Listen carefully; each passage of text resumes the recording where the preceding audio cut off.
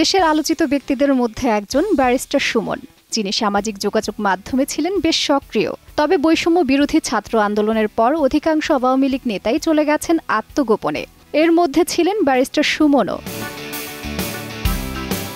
কিছুদিন গা ঢাকা দিয়ে ইতোমধ্যে গণমাধ্যমের উদ্দেশ্যে সুমন একটি ভিডিও বার্তা পাঠিয়েছেন, যেখানে তিনি তুলে ধরেছেন নিজের ব্যর্থতার কথা। কোটা সংস্কার যে আন্দোলন, এই আন্দোলনে বা বৈষম্য বিরোধী ছাত্র আন্দোলন, এই আন্দোলনে কোটা সংস্কারের জন্য আমি সবসময় আপনাদের সাথে ছিলাম, কিন্তু আমার ব্যর্থতা হচ্ছে কি আমি আপনাদেরকে বুঝাইতে পারি নাই। আলোচিত এই সাবেক এমপি ঠিক কোথায় আছেন তা জানতে সুমনের চেম্বারে অ্যাসোসিয়েট আইনজীবী হিসেবে কাজ করা মডেল পিয়া জান্নাতুলের সঙ্গে যোগাযোগ করা হয় দেশের একটি গণমাধ্যমের পক্ষ থেকে। উত্তরে তিনি জানান, আমি তো ওনার বউ লাগি না, তার বউকে যদি খুঁজে পান তাহলে তার কাছে ওনার সম্পর্কে জানতে চান, আর মনে করেন যদি আমি জানি তাহলে কি বলবো আপনাকে, এতটুকু তো আপনার বোঝা উচিত।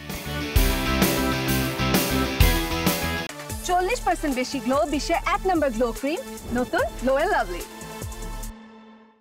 এছাড়া এর আগে পিয়া ব্যারিস্টার সুমনের প্রশংসা করে গণমাধ্যমকে দেয়া এক সাক্ষাৎকারে জানান, কর্মক্ষেত্রে কাজ করতে গিয়ে তিনি ব্যারিস্টার সুমনের মধ্যে অনেক গুণ দেখতে পেয়েছেন, যার মধ্যে সবথেকে বড় গুণ ব্যারিস্টার সুমনের টাকার প্রতি বিন্দু পরিমাণ লোভ না থাকা। উনি একেবারে নন গ্রিডি পারসন, উনি একেবারে লোভী না। সো নন গ্রিডি পারসন, ওনার টাকা নিয়ে ওনার কোনো লোভ নাই। দ্বাদশ জাতীয় সংসদ নির্বাচনের মাধ্যমে ব্যারিস্টার সাইদুল হক সুমন প্রথমবারের মতো সংসদ সদস্য নির্বাচিত হয়েছিলেন।